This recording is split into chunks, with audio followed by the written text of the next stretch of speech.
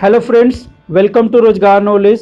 दोस्तों, भगवान श्री कृष्ण कहते हैं जब जब इस पृथ्वी पर धर्म की हानि होती है और अधर्म आगे बढ़ता है, तब तब मैं इस पृथ्वी पर अवतार लेता हूँ और सज्जनों और साधुओं की रक्षा के लिए, दुर्जनों और पापियों के विनाश के लिए और धर्म की स्थापना के लिए मैं हर युग में अवतार लेता हूँ। कोई उन्हें बेटा मानकर पूजता है तो कोई उन्हें भाई मानकर, कोई प्रेमी मानकर तो कोई उन्हें पति मानकर। भगवान कृष्ण के साथ हर किसी का कोई ना कोई रिश्ता होता ही है। भगवान श्री कृष्ण की भक्तों की कमी नहीं है इस दुनिया में। भारत से लेकर अमेरिका तक हर जगह उनकी पूजा करने वाले मिल जाएंगे। कन्हैया, श्याम, लड्डू गोपाल, केशव, द्वारिकाधीश, द्वारिकाधीश और वासुदेव उनके हजारों नाम है।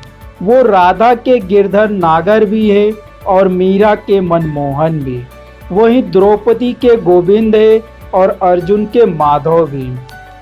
वहीं द्वारिका के द्वारिकाधीश है और गरीब सुदामा के सखा भी। पौराणिक ग्रंथों के अनुसार श्री कृष्ण का जन्म पापी राजा कंस की मृत्यु के लिए हुआ था। वो वासुदेव और देवकी के 8वीं संतान थे।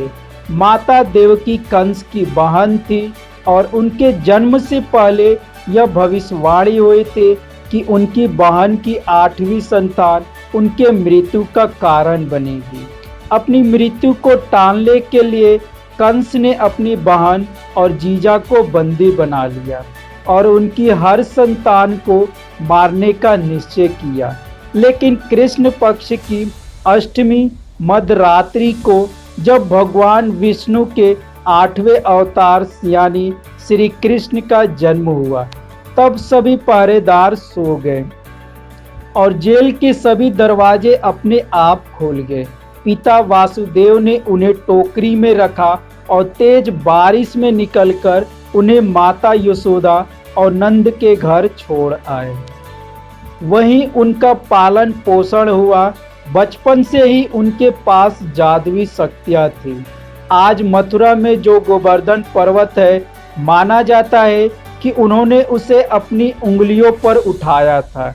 युवा होकर श्री कृष्ण ने अपने मामा कंस की हत्या की, द्वारिका की स्थापना की और वहां के राजा बने। महाभारत में कौरवों के खेमे में द्वारिका की सेना थी और भीष्म पितामह, गुरु द्रोण, कर्ण जैसे महारथी थे और पांडवों के खेमे में केवल कृष्ण। लेकिन उनके बावजूद माधव ने अपनी पार्थ को हारने नहीं दिया। भगवान होते हुए भी उन्होंने हर इंसानी रिश्ते को बड़ी ईमानदारी से निभाया, चाहे वो माता यशोदा और देवकी के पुत्र का हो, राधा के प्रेमी का हो, बलदाऊ और सुभद्रा के भाई का, रुक्मणी के पति का, अर्जुन, द्रौपदी और सुदामा के मित्र का। श्री कृष्ण ने दुनिया को प्रेम का पाठ सिखाया। वह 16,108 पत्नियों के पति थे, लेकिन आज भी उनकी पूजा राधा के साथ होती है। यह अपने आप में ही अद्भुत है। जिनके लिए एक राजकुमारी मीरा ने महलों का ऐशो आराम त्याग दिया, उनकी भक्ति में कोई तो शक्ति जरूर होगी। यूं ही नहीं, हर साल हजारों लोग लड्डू गोपाल के जन्म के साक्षी बनने के लिए दूर दूर से मथुरा पहुंचते हैं। यूं ही भक्त पूरे दिन भूखे प्यासे रहकर रात के 12 बजे तक उनके जन्म का इंतजार नहीं करते। यूं ही नहीं, श्री कृष्ण जन्माष्टमी को हर घर में इतनी खुशी से मनाया जाता जैसे उनके ही घर में पुत्र का जन्म हुआ हो। यह सब श्री कृष्ण की भक्तों का प्यार ही तो है, उनसे यह सब करवाता है। अंत में हम इतना ही कहना चाहेंगे कि नंद के आनंद भयो, जय कन्हैया लाल की। और आप सभी को जन्माष्टमी की शुभकामनाएं।